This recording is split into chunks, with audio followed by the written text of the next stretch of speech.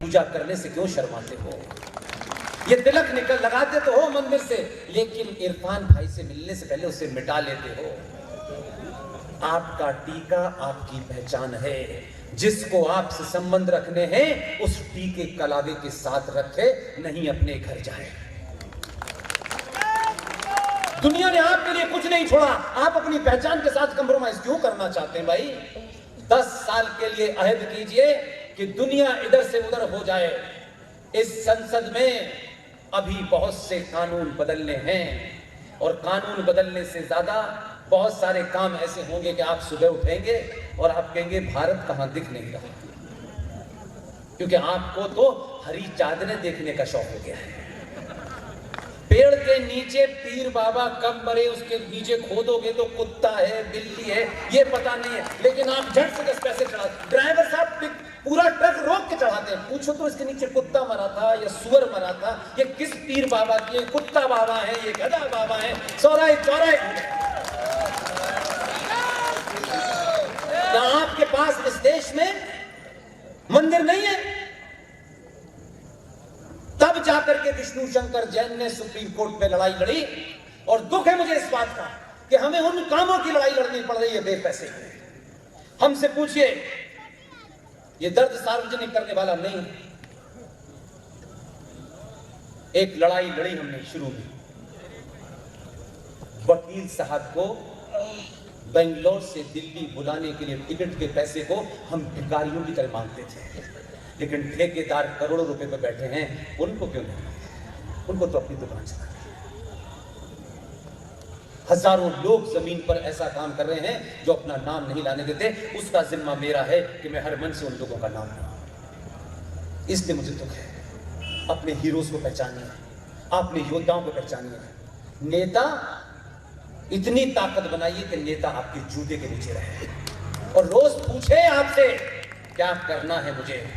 उसको यह गलतफहमी निकल जाए कि सनातन का वोट लेगा और बेटा मुसलमानों के बीच पहुंच के बताएगा इस्लाम शांति का धर्म है। कहां पढ़ा था उसने, कौन से कॉलेज और कौन से मदरसे में पढ़ के आया था? लेकिन यह बीमारी है कि अगर कोई इस्लामिक जिहादी अगर मध्य प्रदेश में पकड़ा गया है तो कुर्सी पे बैठने वाले नेता को इसकी चिंता है कि कहीं मुझ पे आरोप न लग जाए, तो एक हिंदू लड़के को भी पकड़ लो ताकि बैलेंस हो जाए। इम्बैलेंस कर देंगे तुम्हारी इस बार सत्ता।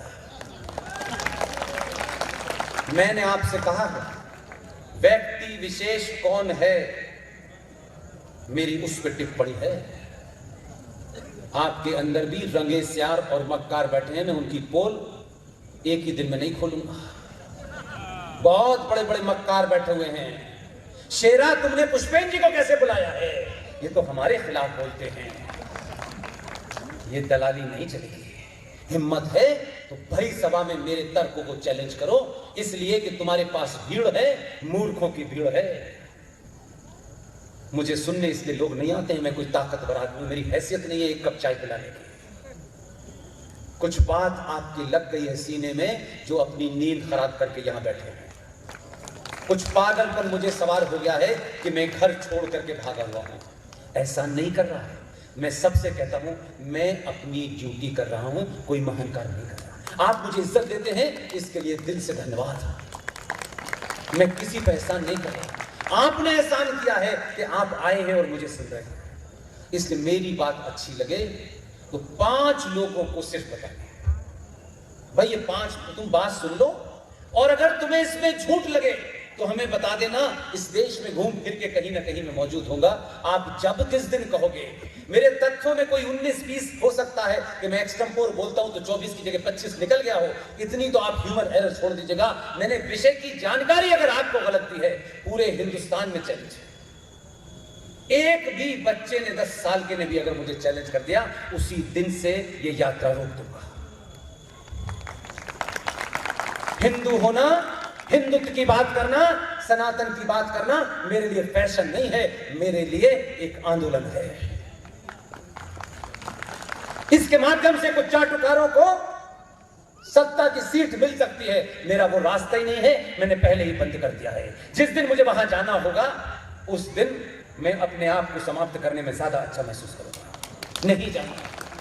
क्या आप समझते हैं कि मैं उन दबाव में नहीं रहता? मेरे ऊपर चीजें नहीं है।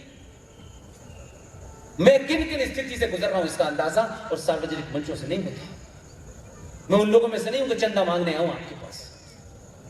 मैं इतनी ही आपसे बार बार अनुरोध करता हूं कि जो भी कुछ हमारे अकाउंट्स हैं सोशल मीडिया के, आप उस पे जाएंगे, कुछ सवाल मन में होंगे तो पुष्पेंद्र दिल्ली 01 मेरा ईमेल है, लिखिएगा। लेकिन एक हाथ जोड़ के आपसे विनती करता हूं, लोग मुझे ईमेल करते हैं और फिर मैं उसका जवाब नहीं देता तो नाराज होते हैं।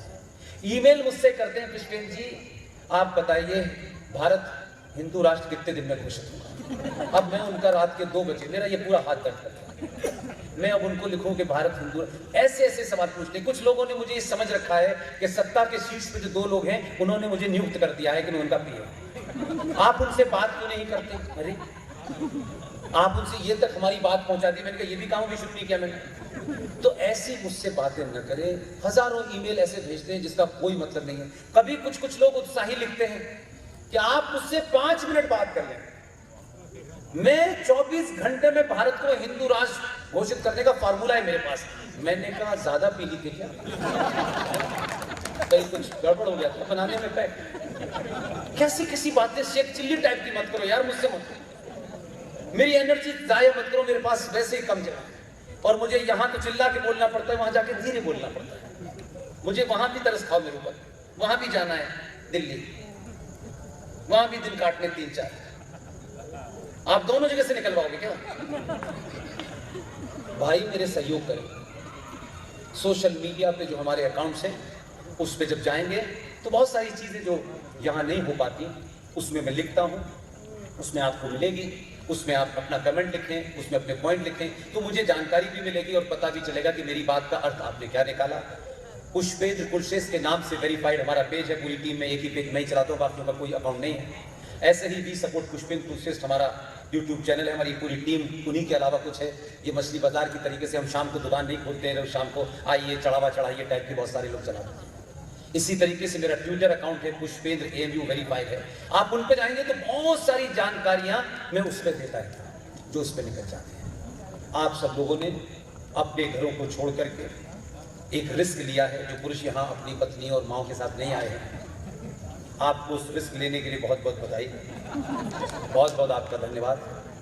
आपके शहर में सड़क पर आप दिन में निकलें रात में निकलें, अगर एक भी बेटी, एक भी माँ, एक भी बहन के साथ किसी ने किसी तरीके की दुपट्टा खींचने की, बाल पकड़ने की, उसके शरीर के साथ कुछ भी करने की कोशिश की, अगर आपने कुछ नहीं किया तो मैं गुनाह के लोगों को ये मानूंगा कि आप सब लोगों ने अपना समय नष्ट किया और मेरा किया।